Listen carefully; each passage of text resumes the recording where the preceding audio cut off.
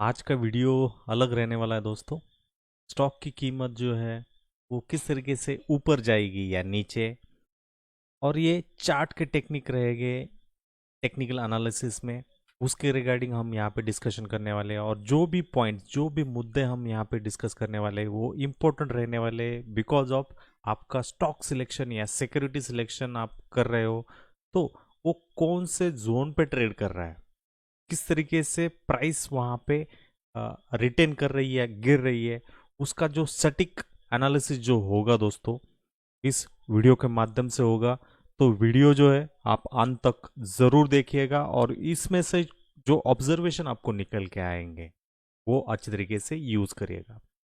अभी लॉकडाउन की वजह से मार्च मंथ से जो लॉकडाउन हुआ था उसकी वजह से ट्रेडर्स की कम्युनिटी जो है, इन्वेस्टर की जो कम्युनिटी जो है वो बहुत ही फास्ट स्पीड की वजह से ये बड़ी है। और ज़्यादा से जो लोग हैं they don't know regarding stock market. तो इस वीडियो का उद्देश्य यही है कि जो नॉर्मल या कॉमन रिटेल इन्वेस्टर या कॉमन पीपल मार्केट में आए हैं तो उनको जो बेसिक्स है वो अच्छी तरीके से ध्यान आए, उसका वो प्रैक्टिस कर सके और उसके हिसाब से उनका जो स्टॉक सिलेक्शन है या प्राइस का जो ऑब्जर्वेशन है वो अच्छी तरीके से कर पाए। यही इस वीडियो का उद्देश्य है दोस्तों। यदि आप हमारे चैनल पे नए हो तो प्लीज सब्सक्राइब करिएगा और बेल आइकन को प्रेस करना ना भूलेगा। तो हमारा चैनल निफ्टी ट्रेंड्स करके है, यहाँ पे हमने अलग अलग टाइप के जो वीडियोस है regarding technical analysis, price action, options, हर तरीके की जो वीडियोस है यहाँ पे पोस्ट करके रखे हुई है। आप यहाँ पे जाके जो है देख सकते हो। और डेली हम निफ्टी और बैंक निफ्टी का चार्ट और ऑप्शन चेन एनालिसिस यहाँ पे अपडेट करते हैं दोस्तों। तो वो भी आप अच्छे तरीके से देख लीजिएगा और उन लेवल को मद्देनजर रखते हुए ही ट्रेड करने की कोशिश जरूर करेगा। यदि आप प्लेलिस्ट में जाओगे तो प्लेलिस्ट में आपको जो मोस्ट इंपॉर्टेंट प्लेलिस्ट है जैसे कि trading related to Zerodha, technical analysis, global market, Nifty bank and Nifty option chain analysis, basics of option, उसके रिगार्डिंग वीडियोस यहाँ पे पोस्ट करके रखे हुए हैं दोस्तों। इससे सीखने की कोशिश करिएगा और इसकी जो प्रैक्टिस है बार बार हर बार करिएगा। यही जो प्रोसेस है आपको जब तक आप स्टॉक मार्केट में काम करोगे आपको यूज में आएगी। और इसके साथ मेरा ये भी दावा है कि मैं कोई मास्टर नहीं हूं दोस्तों, मैं भी एक प्रैक्टिस करता हूं एक रिटेल इन्वेस्टर की तरह, बट थोड़े से ऑब्जर्वेशन का यहाँ पे ब्लेंड करके मैं यहाँ पे ट्रेड लेने की कोशिश करता हूँ। तो चलिए वीडियो को स्टार्ट करते हैं। तो वीडियो में मैंने यहाँ पे निफ्टी का जुलाई फ्यूचर जो है वो ओपन करके रखा हुआ है। अभी ये इक्विटी स्पॉट में भी मैं देख सकता हूँ। आपके लिए मैं निफ्टी 50 का जो स्पॉट मेन इंडाइसेस है वो चार्ट यहाँ पे मैं लगाता हूँ। तो निफ्टी 50 यहाँ पे ओपन हुआ है और निफ्टी किस तरीके से अपना जो रिएक्शन है या रिप्लिका है किस तरीके से रिपीट करता है मैं आपको ये यहाँ पे बताने की कोशिश जो है मैं करने वाला हूँ। तो आया हूँ मैं ट्रेंड लाइन सेलेक्ट करता हूँ और यदि मैं इस दिन का मतलब 22 जुलाई 2020 का 9:15 की candle that was open is equal to high का यदि मैं यहाँ पे हॉरिजॉन्टल लाइन ड्रॉ कर दोस्तों तो आपको जो प्राइस एक्शन जो है किस तरीके से रिप्लिकेट करती है वो आपको पता चल जाएगा। तो ये ओपनिंग पॉइंट था 22 जुलाई की 9:15 की 15 मिनट की यहाँ पे कैंडल थी और वहां पे इस ट्रेंड लाइन का यूज करके एक हॉरिजॉन्टल लाइन ड्रॉ करी थी। प्राइस ने क्या किया अगले 2 से 3 दिनों में, मैं आपको एक सिंपली ऑब्जर्वेशन यहाँ पे बताऊंगा। प्राइस इधर open is equal to high हो गई और वहां से उसने रिवर्सल करके लो बनाया, फिर से पुल बैक हुआ, पुल बैक होने बाद वहां पे लो बनाया, लो के बाद फिर से एक ऊपर के डायरेक्शन में पुल बैक हुआ, फिर से लो बनाया, फिर ऊपर उसी हॉरिजॉन्टल लाइन के आसपास गई और वहां पे क्लोज हो गई दोस्तों। तो इससे आपको ये पता यहाँ पे चलना चाहिए कि यहाँ पे एक्चुअली क्या हो रहा है कि प्राइस जो है उसी लेवल पर बाउंस बैक करने की जो कोशिश है प्राइस यहाँ पे कर रही है, और लेवल वहां पे रिटेन हो रही है। That is nothing but what दोस्तों, कि वो लेवल रिटेन हो रही है। तो इससे हमें ये अंदाजा आ रहा है कि प्राइस ने जब 22 जुलाई के दिन open is equal to high बनाया था, उसके बाद में प्राइस में रिजेक्शन चल रहा था, और प्राइस में रिजेक्शन हो जाने के बाद में प्राइस जो घूम रही थी दैट वाज जस्ट डूइंग, यहां पे लो बनाया, उसके बाद में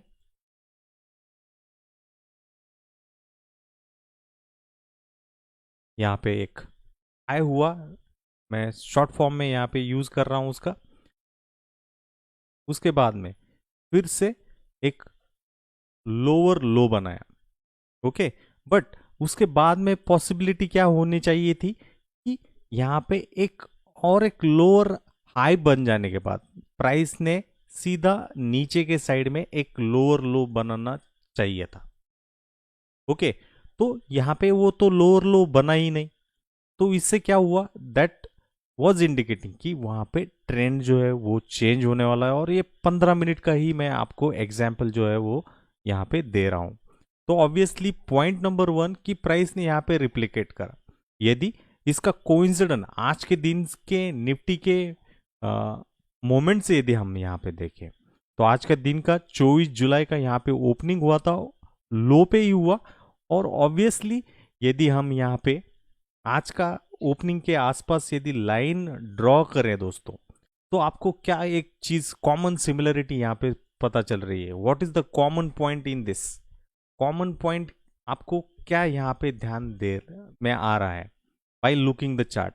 क्योंकि most of people doesn't know कि किस तरीके से जो है हिस्ट्री जो है यहाँ पे रिपीट होती है और किस तरीके से वो रिस्पॉन्ड करने की कोशिश करती है।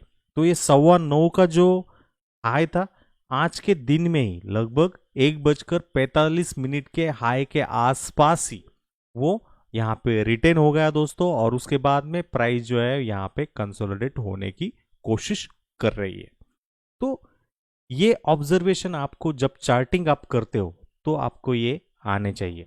तो मेरे दो मुद्दे या दो मकसद है आपको ये चीज बताने की, क्योंकि जब भी प्राइस कुछ कंसोलिडेशन में जाती है तो इस तरीके से वो रिप्लिकेट करती है शॉर्ट टर्म के लिए, मतलब 15 मिनट, ये इंट्राडे बेसिस, मतलब आज का ही दिन का पर्टिकुलर एग्जाम्पल के साथ मैंने आपको ये बात चीज जो है बताने की कोशिश करी है। और whenever you are doing analysis like this, it will be helpful for you for upcoming years to come। तो ये चीजें हमेशा ध्यान दीजिएगा। और ऑटोमेटिकली अभी सोमवार के दिन के लिए रेजिस्टेंस जो उभर कर आएगा दैट विल बी अराउंड 11,228। आज के दिन में ही जो हाई था 11,224 के अराउंड बनाया, और वहां से रिजेक्शन आता हुआ आपको दिख रहा है। और एक लॉन्ग रेंज कैंडल जो है वहां पे बनी थी, और जो लो हुआ 11,155, मतलब आज के ओपनिंग के हाई के आसपास ही उसने जो है वहां पे लॉन्ग रेंज कैंडल बनाई है। तो आपको इस तरीके से चार्टिंग का टूल जो है इंट्राडे बेसिस पे यूज करने की कोशिश हमेशा करनी चाहिए दोस्तों। तो ये तो चीज हुई 15 मिनट टाइम फ्रेम के लिए। यदि मैं आपको आवरली टाइम फ्रेम में यदि आपको बात बताने की कोशिश करूं तो ये आवरली टाइम फ्रेम है, निफ्टी 50 का ही है, इक्विटी स्पॉट का है। तो यहां पे यदि हम सपोर्ट और रेजिस्टेंस की लकीर यहां पे नेकेड तरीके से खोलने की या ड्रॉ करने की कोशिश करें, तो this is the resistance zone where ultimately price is getting rejected again and again. That is the point number 1 I want to convey. और यदि सपोर्ट की बात करें तो ऑटोमेटिकली जब ये फॉल हुआ था तो उस फॉल के वक्त में या फॉल के टाइम में आपको ये एक जोन था that was just giving a hint कि ये एक सपोर्ट का जोन जो है वहां पे हो सकता है। तो प्राइस जो है जब भी वो मूव करेगी दोस्तों, it will just move like this. Low बनाया, फिर से रेजिस्टेंस के आसपास गया, फिर से लो बनाने की कोशिश कर रहा था, बट इस जोन के आसपास आया ही नहीं, और वहां से ही उसने पुल बैक जो है टूवर्ड्स रेजिस्टेंस कर दिया। तो इससे आपको ये पता क्या चलेगा था दोस्तों, कि पता ये चल रहा है कि जो प्राइस यहाँ पे हो रही है that price is just following the consolidation. Consolidation का मतलब क्या है, जस्ट वो एक रेंज में ही अगेन एंड अगेन वहां पे घूम रही है। और जब आप 15 मिनट का सिंक्रोनाइजेशन 1 आवर के साथ आप जब करोगे तो आपको ये चीजें जो है पता चल जाएगी। अभी लाइव मार्केट में आपको ये पता कैसे चल जाएगा दोस्तों, ये भी क्वेश्चन या प्रश्न जो है आपके मन में उत्पन्न होना चाहिए। तो उसके लिए मैं चार्ट को ही आपको सिंपली बताने की, चार्ट के माध्यम से ही आपको बताने की कोशिश करूंगा। तो यदि आज के दिन का ये पहला आवर का कैंडल था, दूसरे आवर में थोड़ा सा फॉल हुआ और लो बना, लगभग 11,090 का लो बना, और उसके बाद में यदि आप अच्छी तरीके से देखोगे ये थर्ड आवर था और ये फोर्थ आवर था, ये 2 घंटे के लिए ये लो को उसने रिटेस्ट ही नहीं किया, टच ही नहीं किया। तो इसका मतलब क्या है कि वहां पे बायर्स का इंटरेस्ट है और वो बायर्स का इंटरेस्ट उस सिक्योरिटी को जो है ऊपर जाने की कोशिश जो है वो करवा रहे हैं। और आपने देखा कि लगभग 1:15 के कैंडल के आसपास, जब 1:15 की कैंडल जहां पे हो गई, लगभग 11,109 का लो था और वहां से जो बाउंस बैक हुआ लगभग 11,192, और नेक्स्ट 2:15 की कैंडल में वहां पे आपको 12,224 का जो हाई जो है वहां पे देखने को मिला। दिस इज इंपॉर्टेंट थिंग दोस्तों। इस तरीके से आप जब एनालिसिस करोगे तो कंपाइलेशन करिए, हायर टाइम फ्रेम से लोअर टाइम फ्रेम की तरफ जाइए। अभी मैंने आर्ली में आया हूं तो 15 मिनट में यदि हम देखें तो प्राइस एक्शन आपको इस तरीके से देखिएगी। तो आपको इस चीजों को जो है ना अच्छी तरीके से ध्यान देना चाहिए, और ये आपको जो है वो जो कॉन्फिडेंस जो है ना वो देता रहेगा। दूसरी एक बात हमेशा मैं आपको बोलना चाहूंगा, और मैं बताता भी हूँ रेगुलर वीडियोस में, मैं आपको हमेशा बताता हूँ कि प्राइस को यदि ऊपर जाना होगा, यदि प्राइस ऊपर जाने की फिराक में या कोशिश में, तो वो हमेशा क्या करेगी, वो हमेशा अपोजिट साइड में ही आपको जो है मुंह दिखाने की कोशिश करेगी। वहां पे भी ही थोड़ा बहुत जो है मोमेंटम क्रिएट करेगी, और उसके बाद में जो मंदी वाले हैं उनको ट्रैप करने के बाद प्राइस जो है ऊपर के डायरेक्शन में जो है ना इम्पल्सिव काइंड ऑफ मूव वहां पे करवाने की कोशिश जो है वो कर देगी। तो इस तरीके से आपको हमेशा ये चीजें यहाँ पे ध्यान देनी होगी दोस्तों। यदि आज का डे का यहाँ पे देखें तो आपको एक बात पता चलनी चाहिए, सिंपल थिंग है। आप जब चार्ट को देखोगे तो आपको ये चीजें जो है अच्छी तरीके से समझ में आएगा। तो ये पहले 15 मिनट का जो लो था 11,165 के नीचे, जब ये ब्रेकडाउन हुआ इस 10:30 बजे के कैंडल के आसपास, वो ब्रेकडाउन हो जाने के बाद एक लो बना, और उसी लो से जो है एक बाउंस वहां पे हो गया। तो यदि आप मार्केट में अच्छी तरीके से काम करना चाहते हो, यदि आप कुछ चीजें जो है अच्छी तरीके से सीखना चाहते हो, तो बी एंड ऑब्जर्वर। इसका मतलब यह है कि कुछ वक्त के लिए, कुछ टाइम के लिए आपको मार्केट को स्टैंड अलोन छोड़ना है। मार्केट में क्या मूवमेंट हो रही है, कौन कौन सी पोजीशन में, मतलब बायर्स कंट्रोल में है मत किया, बल्कि बियर्स कंट्रोल में या बुल्स कंट्रोल में, वो चीजें देखनी है। और उसके बाद में आपको आपका लॉजिक वहां पे लगाना है। तो यहाँ पे बाउंस पहला हुआ था, उधर से बाउंस हो जाने के बाद ऊपर गया, फिर से थोड़ा बहुत रिजेक्शन आया। और यदि आप नेक्स्ट 1 आवर की कैंडल यहां पे देखोगे तो उन्होंने उनका जो शॉर्ट टर्म जो लो था 12:30 का जो लो था वो ब्रीच नहीं किया, ब्रेक ही नहीं किया। और जब ब्रेकआउट आया इस हाई का, तो आपको वहां पे अंदाजा आ गया होगा, 11,146 से 11,224 का हाई था। तो आपको पता नहीं है कि मार्केट कब तक जाएगा, बट आप यदि आप इस तरीके से एनालिसिस कर सकते हो, या यदि आपको एनालिसिस करने का ये तरीका अच्छी तरीके से पता होगा, तो आपको पता होना चाहिए कि एक रेजिस्टेंस जोन है और वहां पे जो है प्राइस वहां पे रेजिस्टेंस ले सकती है, और वहां पे आपको रिजेक्शन जो है वो बैठ सकता है। That is the simple way to connect the dots. मतलब आगे क्या होने वाला है उसका जो कंक्लूजन है, उसका जो प्रिडिक्शन जो है, इस तरीके से आपको ये इस चार्ट के माध्यम से जो है ना आपको पता चल जाएगा दोस्तों। और ये हमेशा कोई भी इंडाइसेस हो या कोई भी स्क्रिप्ट हो, ये हमेशा आपको यही रिप्लिका या मतलब यही सेम डिट्टो मिरर इमेज जो है आपको हमेशा देखने को मिलेगी दोस्तों। तो ये निफ्टी 50 मतलब इंडाइसेस है। इंडाइसेस में तो आपको मैंने बता दिया है। अभी चलिए एक स्टॉक के माध्यम से हम देखने की कोशिश करेंगे कि किस तरीके से प्राइस जो है उस पर्टिकुलर रिस्पेक्टिव सपोर्ट या रेजिस्टेंस जोन को जो है ना वो समझने की या रिस्पेक्ट करने की कोशिश करती है। तो पहला जो पॉइंट मुद्दा जो होता है, तो पहला मुद्दा या पॉइंट हम यहाँ पे बोलने की बात करें तो पहला मुद्दा रहेगा कि आपको पता होना चाहिए कि ट्रेंड कौन सा चल रहा है। तो मैं यदि यहाँ पे आर्ली टाइम फ्रेम में शिफ्ट कर दूं तो इस हाई पॉइंट को यदि हम अच्छी तरीके से ध्यान दें तो ये हमारा हाई हो गया, यहाँ से फॉल हो जाने के बाद एक पुल बैक हुआ, पुल बैक के बाद यहाँ पे फिर से लो बना, फिर से एक पुल बैक ऊपर के साइड में हुआ, फिर से एक लो बना, फिर से एक हाई बना, फिर से एक लो बना, फिर से एक हाई बना, फिर से एक लो बना और यहाँ पे ट्रेंड जो है ना चेंज हो गया। इसका मतलब क्या है दोस्तों, जब तक प्राइस यहां से एक हाई था, उस हाई को प्राइस ने जो है ना तोड़ दिया। ओके, तो obviously this was your high, और ये जब हाई टूटा, जब इस हाई को उसने जो है तोड़ दिया, तो यहाँ पे आपका एक जो लो है, मैं यहाँ पे एल ही यूज कर रहा हूं, तो लो बना दिया।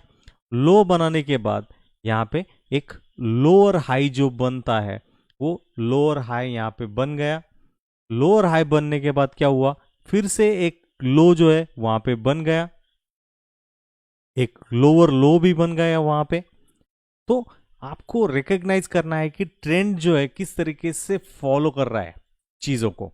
तो आप जब इसको अच्छी तरीके से रिकॉग्नाइज कर पाओगे दोस्तों, तो आपको ये जो प्राइस एक्शन का जो खेल है और ये सपोर्ट या रेजिस्टेंस जो है ना अच्छी तरीके से समझ में आएगा दोस्तों। और इसमें कोई रॉकेट साइंस नहीं है, आपको खाली चीजें जो है ना अच्छी तरीके से समझनी है दोस्तों। और हमेशा ध्यान दीजिए कि जब भी आप कोई ये चीजें कर रहे हो वहां पे, तो चेक करिए कि ये ट्रेंड किस तरीके से चल रहा है। हाई बना, लो बना, लोअर हाई बना, लोअर लो बना, लोअर हाई बना, लोअर लो बना, लोअर हाई बना, और जब ये लोअर हाई ब्रीच हो जाता है तब वो ट्रेंड चेंज हो जाता है दोस्तों। तो यहाँ पे यदि मैं एक हॉरिजॉन्टल लाइन ड्रॉ करूं तो this was your point to be consideration for a breakout. और जब प्राइस ने इस जोन के ऊपर छलांग लगाई, प्रॉपरली स्टेबल ट्रेड करने लगी, तो ट्रेड करने के बाद इस जोन का मतलब 1822 के बाद जो हाई बना अराउंड 1907 का बना। अभी यहाँ पे दो कॉमन एस्पेक्ट्स है दोस्तों, यहाँ पे एक लोअर हाई था तो ऑब्वियसली एक रेजिस्टेंस जोन हो गया। यदि प्राइस यहाँ पे बाउंस बैक होती है तो ऑटोमेटिकली यहाँ पे एक रेजिस्टेंस फेस होगा। यदि इसको ब्रीच आउट कर देती है तो next resistance level will be around this high only, और उस तरीके से आपको यहाँ पे जो है चीजें जो है ध्यान देना है। अभी प्राइस जो है अराउंड दिस ब्रेकआउट जोन को हम बोल सकते हैं, क्योंकि यहाँ पे एक ब्रेकआउट हुआ था, मैं अभी टेक्स्ट के माध्यम से आपको बता दूंगा। यहाँ पे एक ट्रेंड चेंज हुआ था, इसलिए हम उसको ब्रेकआउट जोन बोल सकते हैं। इस ब्रेकआउट जोन को ही आज उसने टेस्ट करा और वहां से ही 1817 का वहां पे लो बनाने के बाद वहां से बाउंस हुआ और लगभग 1851 का जो हाई है यहाँ पे बनने की जो कोशिश वहां पे की है। तो शॉर्ट टर्म के लिए यदि हम यहाँ पे ट्रेंड एनालिसिस करें तो यहाँ पे एक हाई हुआ है, लो हुआ है, हाई हुआ है, हायर हाई, और यहाँ पे लो ब्रिज हो गया है। तो ऑटोमेटिकली ब्रिज हुआ है, आप बोलोगे कि यहाँ पे ट्रेंड चेंज हुआ है, बट हम आवरली टाइम फ्रेम में यहाँ पे एनालिसिस कर रहे हैं तो ये एक जोन रहेगा। यदि प्राइस इसको रिस्पेक्ट करती है और इसको ब्रीच ही नहीं करती और इस तरीके से घूमती है, तो यहां से ऊपर के डायरेक्शन में आपको जो है बाउंस बैक जो है आपको देखने को इस तरीके से आपको मिल सकता है। तो ये चीजें है जो दोस्तों आप अच्छी तरीके से समझ लीजिएगा। यदि इसको, this is the possibility number 1 जो मैंने आपको बताई, यदि इसको भी ब्रीच करता है तो प्राइस जो है ना इस तरीके से आपको कंसिडरेशन करके फिर इस जो लो बना था, रिसेंट स्विंग लो बना था, उस जोन को जो है वो फिर से रिटेस्ट कर सकता है और उसके बाद में फिर से एक ऊपर के डायरेक्शन में जो स्विंग है वो दे सकता है। तो हमेशा इन चीज़ों की जो है ना आप ध्यान देते जाइएगा और आप अच्छी तरीके से उसको एनालाइज या रिमेंबर जो है वो करते जाइएगा।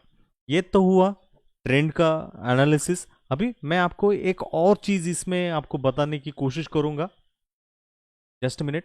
यदि हम फर्स्ट आवर की कैंडल देखें, ये 14 जुलाई की हो गई, ये 15 जुलाई की हो गई, ये 16 जुलाई की हो गई, ये 17 जुलाई की हो गई, ये 20 जुलाई की हो गई। तो कॉमन एस्पेक्ट क्या है दोस्तों? यदि हम यहाँ पे देखें तो फर्स्ट जो कैंडल है बिग ग्रेड है, यहाँ पे और यहाँ पे, और बाकी के 2 दिन जो है यहाँ पे डोजी बनी है और यहाँ पे एक मारुबुजी टाइप ऑफ कैंडल बनी है। बट कॉमन एस्पेक्ट यदि देखोगे, यदि मैं रेड कैंडल का यहाँ पे कंसिडरेशन करूं, यहां, यहां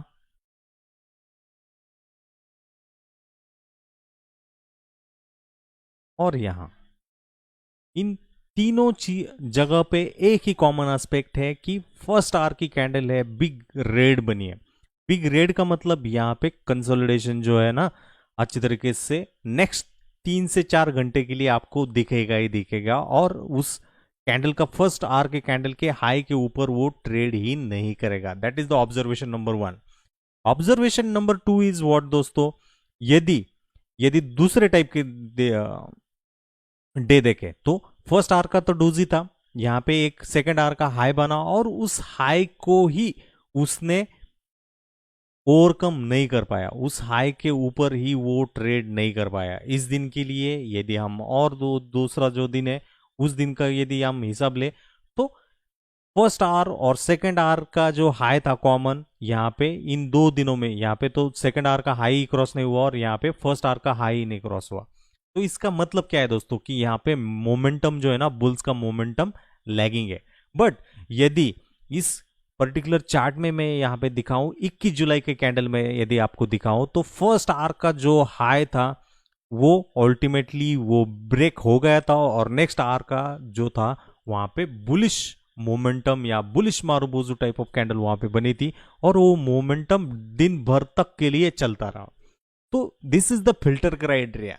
फिल्टर क्राइटेरिया मैं आपको यही यहाँ पे एक ही बात आपको बताने की कोशिश कर रहा हूं, यदि फर्स्ट आवर या सेकंड आवर का हाई के ऊपर ट्रेड करने लगता है तो आपको उसका अंदाजा या पता जो है ना चलना चाहिए। उसके लिए आपको वॉल्यूम जो है ना, वॉल्यूम का सहारा हमेशा लेना चाहिए।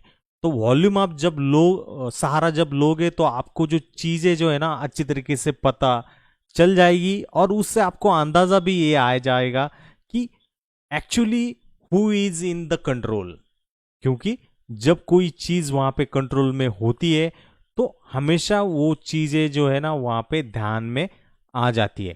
That is the simple thing दोस्तों, और हमेशा ये चीजों का कॉम्बिनेशन वहां पे करिए, क्योंकि जब भी आप इन सभी चीजों का मिश्रण वहां पे करोगे तो चीजें आपको हमेशा इस तरीके से ध्यान में आएगी। तो यहाँ पे एक थी ये पहले 15 मिनट की, तो पहले आप घंटे में वहां पे 4 कैंडल होगी। तो ये 4 कैंडल जब हुई थी तो वॉल्यूम यहाँ पे लगभग 440 के का था, इस कैंडल पे जनरेट हुआ था। और उसके बाद में कंसोलिडेशन हुआ और कंसोलिडेशन के बाद में एक ब्रेकआउट हुआ और ब्रेकआउट के बाद आप यहाँ पे जो मूव है अच्छी तरीके से देख सकते हो। और ये एंड ऑफ द डे का एनालिसिस तो कोई भी कर पाएगा दोस्तों, कोई भी बता देगा कि इस तरीके से आपको ये चीजें करनी होगी। बट इसका जो लाइव कॉल था मैंने ऑलरेडी हमारे टेलीग्राम चैनल में ऑलरेडी पोस्ट करके रखा था और आप वहां पे जाके जो है वो क्रॉस चेक जो है वहां पे कर सकते हो। अभी मैं आपको और एक इंटरेस्टिंग प्राइस एक्शन का जो सीन है बालकृष्ण इंडस्ट्री के माध्यम से आपको बताने की कोशिश यहाँ पे मैं करूंगा। यदि आप बालकृष्ण इंडस्ट्रीज का 15 मिनट टाइम फ्रेम में चार्ट ही मैं आपको सामने पेश करूंगा और आपको उसके माध्यम से बताने की कोशिश करूंगा। तो एक कॉमन एस्पेक्ट जो है ना मेरे को बार बार वो ही दिख रहा था, कल शाम में जब एनालिसिस कर रहा था यही चीज मेरे को खटक रही थी और पता चल रहा था कि वहां पे एक सेलिंग प्रेशर जो है ना वो बन रहा है। और हमेशा स्टॉक मार्केट में जब आप स्टार्ट करते हो तो टेक्निकल एनालिसिस के बेसिक 3 रूल वहां पे होते हैं। वो बोलते हैं कि history repeat itself.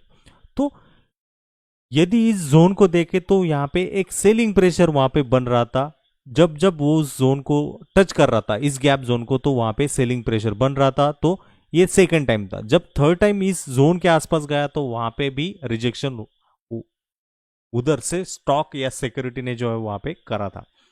Fourth time करा, उसने हायर हाई बनाया, बट वहां से रिजेक्शन हो रहा था। फिफ्थ टाइम भी गया, रिजेक्शन हुआ, वहां से भी नीचे जा रहा था।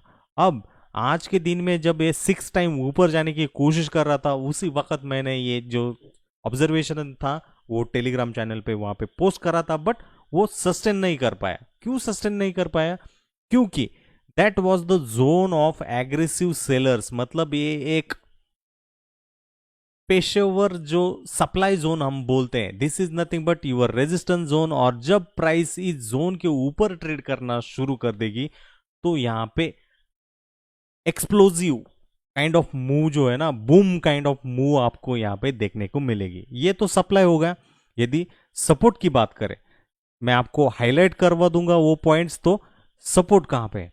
तो ये एक जोन था कि जहां से प्राइस जो है रिवर्सल कर रही थी। उसके बाद में ये एक जोन था कि वहां से आपको लोअर वीक दिख रहे थे, मतलब नीचे जाने की कोशिश कर रहे, बट प्राइस जो है बायर्स ऊपर ले रहे हैं। यहां पे भी वही चीज हुई, नेक्स्ट यहां पे भी वही चीज हुई, और आज के दिन के पहले भी यहां पे यही चीज हुई थी, और आज के दिन में भी वही चीज हुई। तो इसका मतलब यह है दोस्तों कि this is the support zone, strong support zone. वहां पे स्ट्रॉन्ग बायर्स वहां पे खड़े हैं, और उसको जो है ना, वो स्टॉक को या उस स्टॉक प्राइस को जो है ना ऊपर लेने की कोशिश जो है वहां के उस माध्यम से वो कर रहे हैं। तो ये this is nothing but what दोस्तों, कि जैसे कि अर्लियर मैंने वहां पे बताया था, this is the consolidation, this is nothing but what, this is consolidation. और आप जब इस कंसोलिडेशन को भाप पाओगे, और जब इस कंसोलिडेशन के ऊपर ये सिक्योरिटी, ये स्टॉक जब ट्रेड करने शुरू कर देगा ना, तो आपको जो मूव वहां पे मिलेगा वो चौंका देने वाला मूव वहां पे दिखेगा। और आप खाली सिर्फ आपके स्टॉप लॉस को वहां पे ट्रेल करोगे, और मैक्सिमम जो है ना प्राइस एक्शन का, प्राइस मोमेंटम का जो है ना ट्रेड वहां पे आनंद मजा उठा पाओगे। तो चलते हैं नेक्स्ट स्टॉक की तरफ, दैट इज एचसीएल टेक। तो एचसीएल टेक का आवरली चार्ट में आते हैं। आवरली चार्ट में यदि हम अच्छी तरीके से देखें, तो ऑब्जर्वेशन जब आप करोगे कोई भी चार्ट का, कोई भी स्टॉक का, तो हमेशा ध्यान दीजिए कि कंसोलिडेशन प्रॉपर हुआ है या नहीं हुआ है। तो कंसोलिडेशन के लिए मैं आपको कंसोलिडेशन दिखाना चाहूंगा। जब भी कोई स्टॉक गगन की तरफ भरारी लेना चाहेगा ना, तो पहले वो कंसोलिडेशन लेगा ही लेगा। ओके, कंसोलिडेशन अच्छी तरीके से होना चाहिए। लगभग 1 जून से 6 जुलाई तक यहाँ पे कंसोलिडेशन हुआ था, और जब वो कंसोलिडेशन के जोन के ऊपर ट्रेड करना शुरू कर दिया, तो आपको वहां पे जो प्राइस एक्शन जो है ना समझ में आएगी, और वो एक्सप्लोजिव काइंड ऑफ मूव वहां पे होगा। इन बिटवीन रिजेक्शन भी आएगा, बट आपको आपकी नजरें, आपकी आंखें वहां पे चौंका देने वाले आपको वहां पे देनी पड़ेगी। तो ये आज के दिन का यदि हम यहाँ पे बात करें, तो एक रेजिस्टेंस जोन या रेजिस्टेंस जो लेवल था, this was the resistance zone. क्योंकि यदि इस कैंडल की हम यहाँ पे बात करें, तो यहाँ इस जोन से प्राइस जो है ना रिजेक्ट हो रही थी, और इस रिजेक्शन की वजह से आज के दिन का यदि फोकस करें, तो इस जोन पे ही रिजेक्शन लगभग चौथे घंटे में यहाँ पे हुआ था, और वो जो कैंडल थी 12:15 के आसपास थी। तो ये ब्रेकआउट की कैंडल थी, और इसका जो कॉल है हमारे अंडर जीरो, जिन्होंने जीरोदा जो इंडिया का नंबर 1 डिस्काउंट ब्रोकर है उसके साथ डीमैट अकाउंट खुलवाया है, उनके साथ मैंने ऑलरेडी एचसीएल टेक का 670 का कॉल वहां पे पोस्ट करके रखा था। ये डोजी हुआ था। तो इसको देख के जो भी कोई नॉर्मल पर्सन जब आता है, तो यहाँ पे डोजी हुआ है, मतलब ही इज एक्सपेक्टिंग की प्राइस अब यहाँ पे फॉल डाउन हो जाएगी। इस तरीके से थोड़ा सा पुल बैक करेगी और फिर से नीचे जाने की कोशिश करेगी। That is the simple thing. और मार्केट में पैसा बनाने के लिए मैंने वहां पे भी बोला था कि जब मार्केट दिखाता एक है और करता एक है, तो यहाँ पे उन्होंने बियर्स को ट्रैप करा, और बियर्स को ट्रैप करने के बाद यहाँ पे एक जो लो था 659 का लो बनाया, और लो बनाने के बाद जो वहां पे ब्रेकआउट हुआ इस कैंडल के हाई के ऊपर 665.70 के ऊपर, तो लगभग 20 पॉइंट का वहां पे मूव जो है HCL टेक में देखने को मिला। आवरली से यदि हम 15 मिनट की तरफ शिफ्ट हो जाते हैं तो 15 मिनट में आपको प्राइस एक्शन जो है ना देखने को अच्छी तरीके से मिल जाएगा। तो मॉर्निंग का जो मूव्स थे अच्छी तरीके से हो रहे थे ऊपर के डायरेक्शन में, और इस जोन को, ये रेजिस्टेंस जोन था, उसके आसपास यहाँ पे रिजेक्शन हुआ। तो प्राइस ने पहले क्या किया, सिकुड़ता गया, कॉम्प्रेस होता गया, और एक हैमर तरीके की कैंडल यहाँ पे हो गई लगभग 1:15 बजे के आसपास, और वहां से आपको अच्छा खासा जो बाउंस है, लगभग 20 पॉइंट्स का जो बाउंस है आपको HCL टेक में जो है देखने को मिल गया दोस्तों। This is the important thing, और हमेशा इस तरीके से उसको एनालाइज करने की कोशिश करिए, क्योंकि ये चीजें जो है ना हमेशा आपको एज बिंग लर्निंग आपको ये पता चल जाएगी, क्योंकि रादर फॉलोइंग एनीवन्स कॉल, आपको इस तरीके से आपका ऑब्जर्वेशन पावर जो है ना आपको तैयार करना होगा। और जब आप इन सब चीज़ों को सीख जाओगे ना तो आपको किसी के भी रिकमेंडेशन की, किसी के भी कॉल्स की कोई भी ज़रूरत जो है ना पड़ेगी ही नहीं। तो एनालिसिस करिएगा इस तरीके से। मेरा इस वीडियो के माध्यम से यही आपके सामने लाने का उद्देश्य था कि आपको ये चीज़ें जो है, प्राइस एक्शन है जो है, स्टॉक ऊपर जाएगा या नीचे जाएगा, ये कैसे पता होगा, ये आपके सामने रखना ही मेरा उद्देश्य था दोस्तों। इसके साथ दोस्तों ये निफ्टी ट्रेंड्स करके हमारा टेलीग्राम पर चैनल है, इस चैनल पे आप फ्री ऑफ कॉस्ट में ज्वाइन हो सकते हो, और प्री लेवल्स या चार्ट के जो रिकमेंडेशन है यहाँ पे मैं ऑलरेडी पोस्ट करके रखता हूँ इस तरीके से। तो आपको ये चीज़ें जो है ना पता चल जाएगी। निफ्टी का व्यू रहेगा लाइव मार्केट में, या बाकी की जो चीज़ें रहेगी NID टेक का। निफ्टी का व्यू मैंने बताया था कि 11,040 के आसपास आवरली सपोर्ट है, और निफ्टी ने वहां से ही बाउंस बैक जो है ना वहां पे कर दिया है। यदि आप अच्छी तरीके से देखोगे, हाँ यहाँ पे Nifty status look 11,040 support hourly. तो इस तरीके से चीजें हमेशा होनी चाहिए दोस्तों। इसके साथ दोस्तों यदि ज़ीरोधा जो इंडिया का नंबर 1 डिस्काउंट ब्रोकर है, उसके साथ यदि आप डिमैट अकाउंट खुलवाना चाहते हो तो उसकी लिंक वीडियो को डिस्क्रिप्शन बॉक्स में मेंशन है, या आपको टेलीग्राम चैनल पे भी मिल जाएगी। लाइफ टाइम फ्री ट्रेनिंग्स और गाइडेंस जो है वो फ्री ऑफ कॉस्ट जो है निफ्टी ट्रेंड परिवार की तरफ से मिल जाएगा दोस्तों। तो आज के वीडियो के माध्यम से आपको कुछ प्राइस एक्शन, स्टॉक को किस तरीके से रिकग्नाइज करना है, किस तरीके से उसमें ट्रेंड में राइड होना है, किस तरीके से हिस्ट्री रिपीट होगी, ये चीजें यदि समझ में आ रही होगी तो इसका नोट निकाल के रखिएगा, और इसकी प्रैक्टिस जो है वो आने वाले सालों में अच्छी तरीके से करिएगा। वही हमारे लिए 100% रिटर्न टाइप ऑफ चीज होगी दोस्तों। तो ये चीजें आपको अच्छी लगी हुई होगी तो प्लीज कमेंट करिएगा, और अपने प्रियजन, दोस्तों, परिजन, फैमिली, फ्रेंड्स के साथ इसको शेयर जरूर करिएगा, और कमेंट जरूर करिएगा दोस्तों। तो इसके साथ आज का वीडियो यहीं पे होगा वाइंड अप। धन्यवाद दोस्तों। आने वाले महत्वपूर्ण की लेवल्स हैं दोस्तों। सपोर्ट और रेसिस्टेंस, यह ऐसे की लेवल्स हैं जिनके विषय में हर ट्रेडर और निवेशक को जानकारी होना बहुत ही जरूरी है, जिसकी मदद से हम बाजार का झुकाव पहचान कर हम ट्रेडिंग कर सकते हैं। सपोर्ट और रेसिस्टेंस मुख्य रूप से बाजार में आने वाली सप्लाई और डिमांड पर आधारित टेक्निकल हैं। जब बाजार में माल की सप्लाई ज्यादा होती है तब शेयर या कमोडिटी की कीमत घट जाती है, तब मंदी का माहौल तैयार होता है। इसके विपरीत जब बाजार में माल की डिमांड ज्यादा होती है तब शेयर या कमोडिटी की कीमत बढ़ जाती है, तब तेजी का माहौल तैयार होता है। तो चलिए दोस्तों, ज्यादा समय न लेते हुए अब हम सपोर्ट और रेसिस्टेंस को विस्तार से समझते हैं। दोस्तों, सपोर्ट और रेसिस्टेंस दो प्रकार के होते हैं, हॉरिजॉन्टल सपोर्ट और रेसिस्टेंस और ट्रेंडिंग सपोर्ट और रेसिस्टेंस। पहले हम हॉरिजॉन्टल सपोर्ट और रेसिस्टेंस को समझते हैं। पहले हम समझेंगे हॉरिजॉन्टल सपोर्ट को। दोस्तों, चार्ट में हम देखते हैं कि प्राइस नीचे जाते हुए किसी एक लेवल पर आकर रुक जाता है और वहां पर सपोर्ट लेकर वापस से ऊपर जाने लगता है। इस पहले सपोर्ट को माइनर सपोर्ट कहते हैं। इसके कुछ समय बाद प्राइस वापस से लौटकर आता है और उसी लेवल पर या उसके आसपास फिर से सपोर्ट बनाता है और फिर से घूमकर ऊपर चला जाता है। इस दूसरे सपोर्ट को स्ट्रॉन्ग सपोर्ट कहते हैं।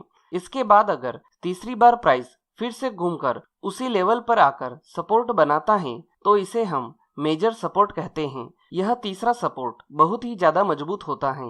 दोस्तों, यहाँ पर ऐसा कोई जरूरी नहीं है कि एक साथ 3 सपोर्ट ही बन सकते हैं। कभी कभी 3 से ज्यादा सपोर्ट भी एक साथ बन सकते हैं। यहाँ पर प्राइस हमें यह संकेत दे रहा है कि बाजार में सप्लाई की तुलना में डिमांड अधिक है, इसलिए प्राइस सपोर्ट के नीचे जाने में लगातार नाकाम हो रहा है। यह तेजी की निशानी है।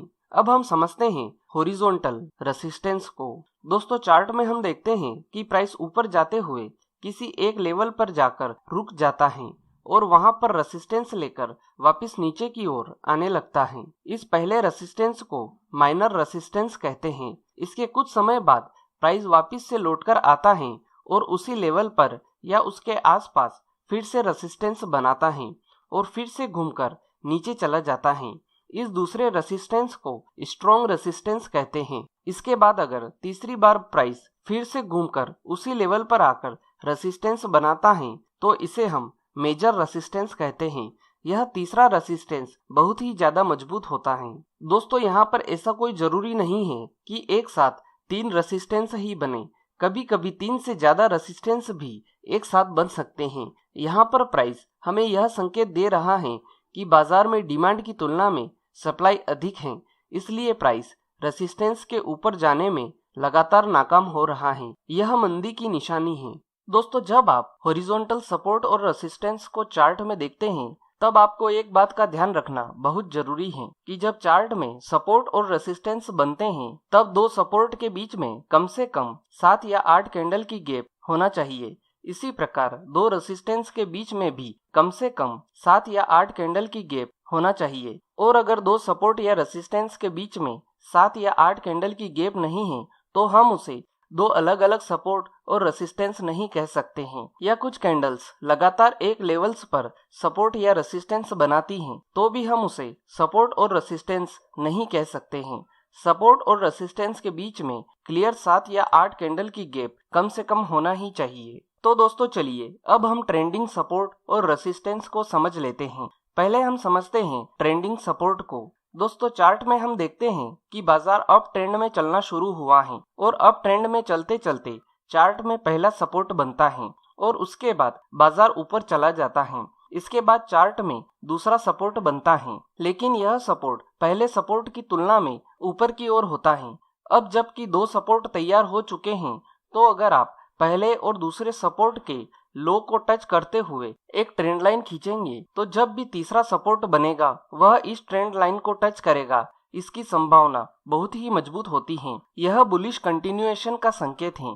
अब हम समझते हैं ट्रेंडिंग रेसिस्टेंस को। दोस्तों चार्ट में हम देखते हैं कि बाजार डाउन ट्रेंड में चलना शुरू हुआ है और डाउन ट्रेंड में चलते चलते चार्ट में पहला रेसिस्टेंस बनता है और उसके बाद बाजार नीचे की ओर चला जाता है। इसके बाद चार्ट में दूसरा रेसिस्टेंस बनता है, लेकिन यह रेसिस्टेंस पहले रेसिस्टेंस की तुलना में नीचे की ओर होता है। अब जबकि 2 रेसिस्टेंस बन चुके हैं तो अगर आप पहले और दूसरे रेसिस्टेंस के हाई को टच करते हुए एक ट्रेंड लाइन खींचेंगे तो जब भी तीसरा रेसिस्टेंस बनेगा वह इस ट्रेंड लाइन को टच करेगा। इसकी संभावना बहुत ही मजबूत होती है।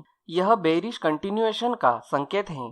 तो चलिए अब हम समझते हैं सपोर्ट बिकम्स रेसिस्टेंस और रेसिस्टेंस बिकम सपोर्ट को। पहले हम समझते हैं सपोर्ट बिकम्स रेसिस्टेंस को। दोस्तों चार्ट में हम देखते हैं प्राइस एक सपोर्ट बनाता है और इसके बाद प्राइस उस सपोर्ट को तोड़कर नीचे चला जाता है और उसके बाद ठीक उसी लेवल पर रेसिस्टेंस बनाता है जहां पर सपोर्ट बनाया था। मतलब कि यहाँ पर सपोर्ट बन गया है रेसिस्टेंस। इस फॉर्मेशन के बनने के बाद हमें बाजार में बिकवाली करने का संकेत मिलता है। यह मजबूत मंदी का संकेत है। अब हम समझते हैं रेसिस्टेंस बिकम सपोर्ट। दोस्तों चार्ट में हम देखते हैं प्राइस एक रेसिस्टेंस बनाता है, इसके बाद प्राइस उस रेसिस्टेंस को तोड़कर ऊपर चला जाता है और उसके बाद ठीक उसी लेवल पर सपोर्ट बनाता है जहां पर रेसिस्टेंस बनाया था। मतलब कि यहाँ पर रेसिस्टेंस बन गया है सपोर्ट। इस फॉर्मेशन के बनने के बाद हमें बाजार में खरीदी करने का संकेत मिलता है।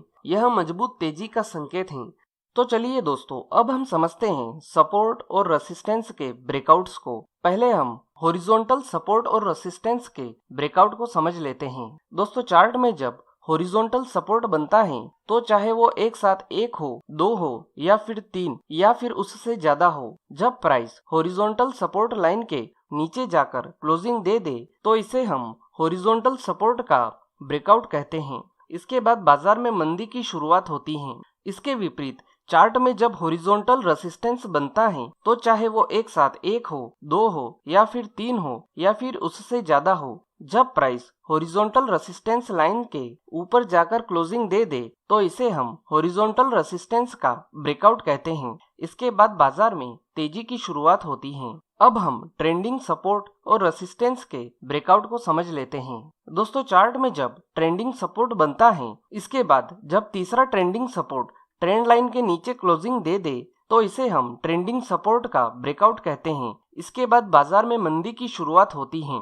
इसके विपरीत जब चार्ट में ट्रेंडिंग रेसिस्टेंस बनता है, इसके बाद जब तीसरा ट्रेंडिंग रेसिस्टेंस ट्रेंड लाइन के ऊपर क्लोजिंग दे दे तो इसे हम ट्रेंडिंग रेसिस्टेंस का ब्रेकआउट कहते हैं। इसके बाद बाजार में तेजी की शुरुआत होती है। दोस्तों, सपोर्ट और रेसिस्टेंस के साथ टाइम फ्रेम का कोई महत्व नहीं है, क्योंकि यह हर एक टाइम फ्रेम में बनते हैं और हर टाइम फ्रेम में काम करते हैं।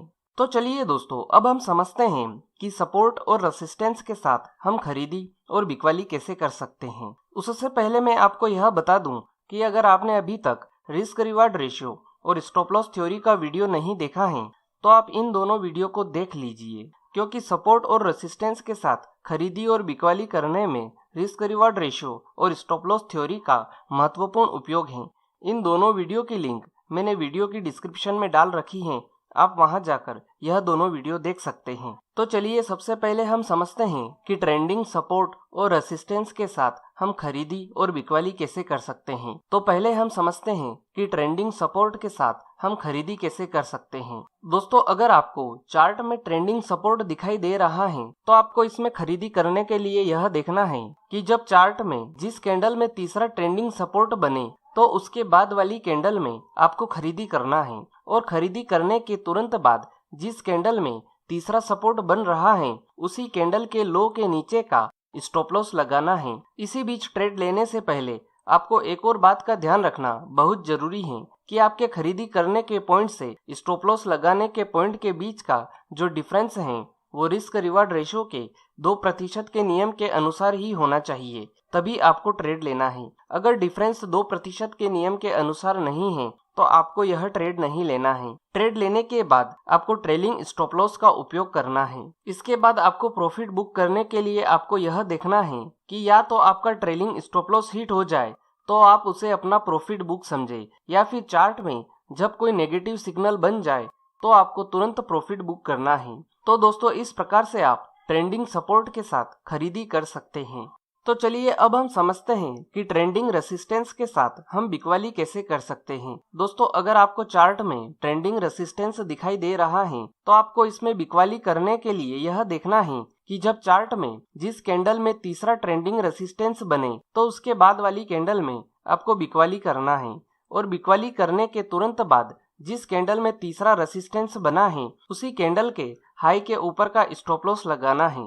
इसी बीच ट्रेड लेने से पहले आपको एक और बात का ध्यान रखना बहुत जरूरी है कि आपके बिकवाली करने के पॉइंट से स्टॉप लॉस लगाने के पॉइंट के बीच का जो डिफरेंस है वो रिस्क रिवार्ड रेशियो के 2% के नियम के अनुसार ही होना चाहिए, तभी आपको यह ट्रेड लेना है। अगर डिफरेंस 2% के नियम के अनुसार नहीं है तो आपको यह ट्रेड नहीं लेना है। ट्रेड लेने के बाद आपको ट्रेलिंग स्टॉप लॉस का उपयोग करना है। इसके बाद आपको इसमें प्रॉफिट बुक करने के लिए यह देखना है कि या तो आपका ट्रेलिंग स्टॉप लॉस हिट हो जाए तो आप उसे अपना प्रॉफिट बुक समझे, या फिर चार्ट में जब तक कोई नेगेटिव सिग्नल न बन जाए तब तक आपको प्रॉफिट बुक नहीं करना है। जब आपको कोई नेगेटिव सिग्नल दिख जाए उसके बाद आपको तुरंत प्रॉफिट बुक करना है। तो दोस्तों, इस प्रकार से आप ट्रेंडिंग रेसिस्टेंस के साथ बिकवाली कर सकते हैं।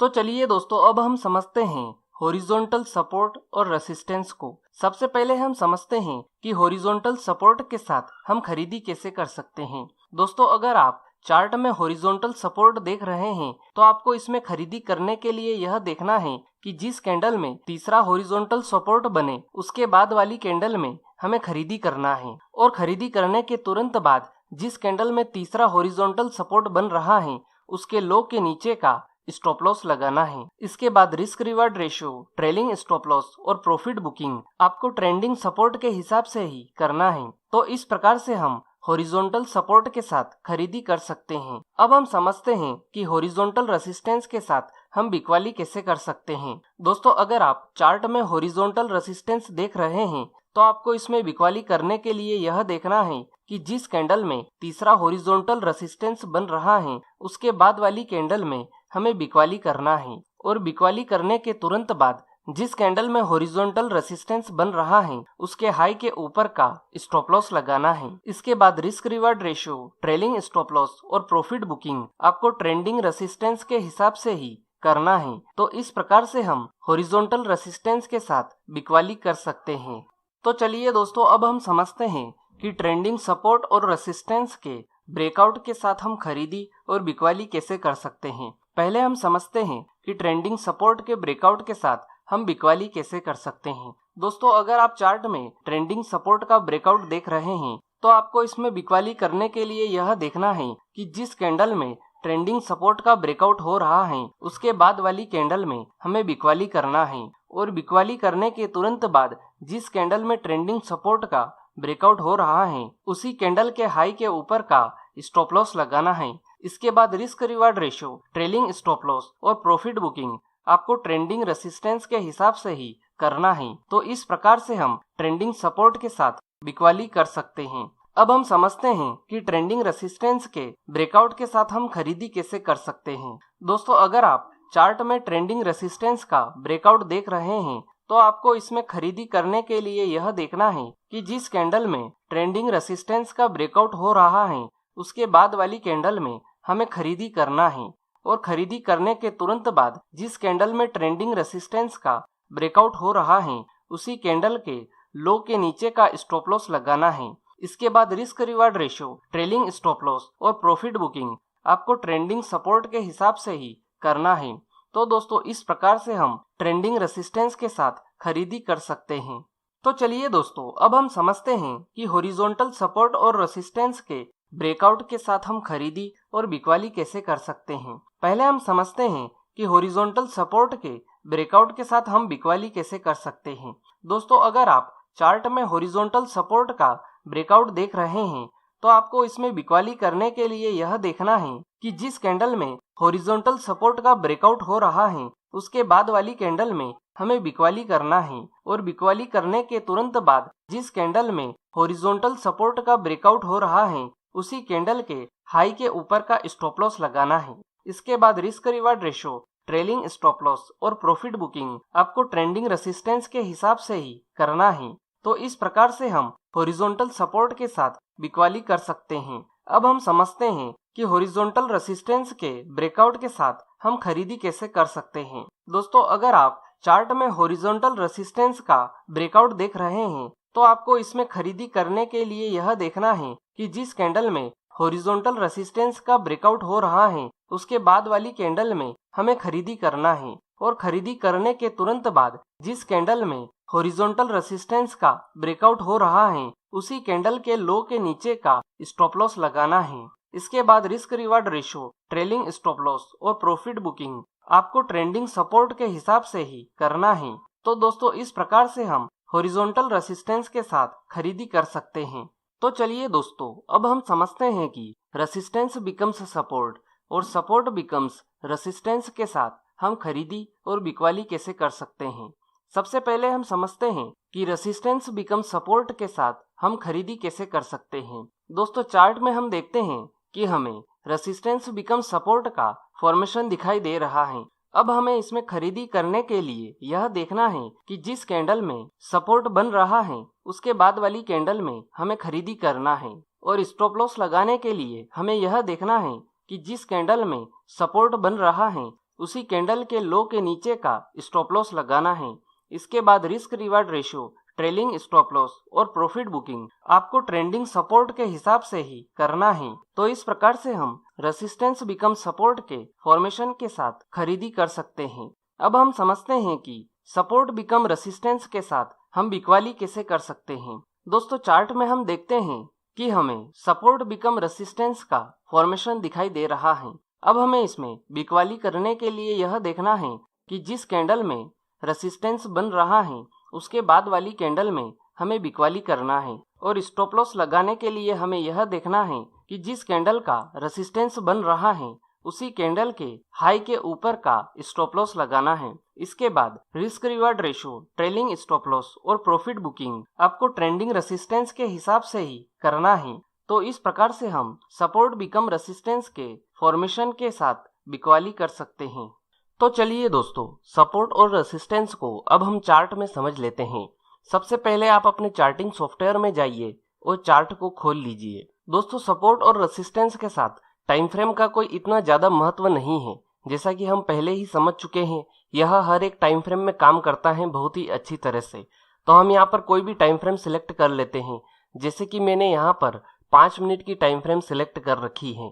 तो सबसे पहले हम एक उदाहरण लेते हैं ट्रेंडिंग सपोर्ट का। तो मैं यहाँ पर चार्ट में एक ट्रेंड लाइन ड्रॉ करता हूँ। जैसा कि आप चार्ट में देख सकते हैं, मैंने 2 सपोर्ट को लेकर एक ट्रेंड लाइन ड्रॉ करी है और इसी ट्रेंड लाइन पर तीसरा सपोर्ट टच हो रहा है। अब हमें इसमें खरीदी करने के लिए यह देखना है कि जो कैंडल तीसरा सपोर्ट बना रही है उसके बाद वाली कैंडल में हमें खरीदी करना है। मतलब कि यहाँ पर ये वाली कैंडल तीसरा सपोर्ट बना रही है, मतलब कि हमें इस कैंडल में खरीदारी करना है। और खरीदारी करने के तुरंत बाद जिस कैंडल में तीसरा सपोर्ट बन रहा है उस कैंडल के लो के नीचे का स्टॉप लॉस लगाना है। मतलब कि हमें इस कैंडल के लो के नीचे का स्टॉप लॉस लगाना है। इसी बीच आपको रिस्क रिवार्ड रेशो के 2% के नियम का भी ध्यान रखना है।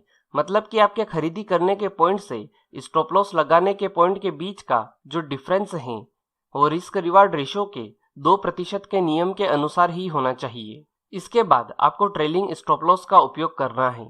अब प्रॉफिट बुक करने के लिए आपको यह देखना है कि जब चार्ट में कोई नेगेटिव सिग्नल बन जाए तो उसके बाद आपको तुरंत प्रॉफिट बुक करना है। तो आप यहाँ पर देखिए कि आपको एक शूटिंग स्टार नजर आ रहा है। तो यह हमारे लिए एक नेगेटिव सिग्नल है जो कि हमें कंफर्मेशन भी दे रहा है कि अब यहाँ से मंदी का ट्रेंड शुरू होने वाला है। तो हमें इस वाली कैंडल में प्रॉफिट बुक करना है। तो दोस्तों, इस प्रकार से हम ट्रेंडिंग सपोर्ट के साथ खरीदारी कर सकते हैं। तो चलिए दोस्तों, हम एक और उदाहरण देखते हैं कि ट्रेंडिंग रेसिस्टेंस के ब्रेकआउट के साथ हम खरीदारी कैसे कर सकते हैं। तो मैं यहाँ पर 2 रेसिस्टेंस को मिलाकर एक ट्रेंड लाइन खींच लेता हूँ। तो हमारा पहला रेसिस्टेंस हो गया ये वाला और दूसरा रेसिस्टेंस हो गया ये वाला। अब हमें इसमें खरीदारी करने के लिए यह देखना है कि जब कोई कैंडल ट्रेंडिंग रेसिस्टेंस कैंडल को ब्रेकआउट कर दे उसके बाद वाली कैंडल में हमें खरीदारी करना है।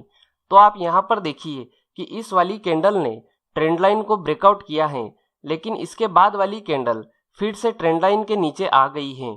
तो इसका मतलब ये है कि ये हमारे टेक्निकल का एक फेल्यूर है। अब आप इसके कुछ समय बाद देखेंगे कि एक और कैंडल ने ट्रेंड लाइन के ऊपर क्लोजिंग दी है। तो हमें इसके बाद वाली कैंडल यानी कि इस कैंडल में खरीदारी करना है। और खरीदारी करने के तुरंत बाद जिस कैंडल ने ट्रेंड लाइन को ब्रेकआउट किया है उसके लो के नीचे का स्टॉप लॉस लगाना है।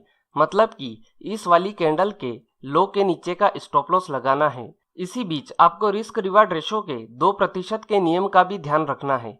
मतलब कि आपके खरीदारी करने के पॉइंट से स्टॉप लॉस लगाने के पॉइंट के बीच का जो डिफरेंस है वो रिस्क रिवार्ड रेशो के 2% के नियम के अनुसार ही होना चाहिए। इसके बाद आपको ट्रेलिंग स्टॉप लॉस का भी उपयोग करना है। अब हमें इसमें प्रॉफिट बुकिंग के लिए यह देखना है कि या तो कोई नेगेटिव सिग्नल बन जाए या फिर हमारा ट्रेलिंग स्टॉप लॉस हिट हो जाए। तो आप यहाँ पर देखिए कि इस वाली कैंडल में हमारा ट्रेलिंग स्टॉप लॉस हिट हो रहा है। इसका मतलब ये है कि हमारा प्रॉफिट बुक इस वाली कैंडल में हो चुका है। तो दोस्तों, इस प्रकार से हम ट्रेंडिंग रेसिस्टेंस के ब्रेकआउट के साथ खरीदारी कर सकते हैं। तो दोस्तों, यह थी सपोर्ट और रेसिस्टेंस के विषय में संपूर्ण जानकारी। उम्मीद है आपको यह जानकारी पसंद आई होगी। अगर वीडियो से जुड़ा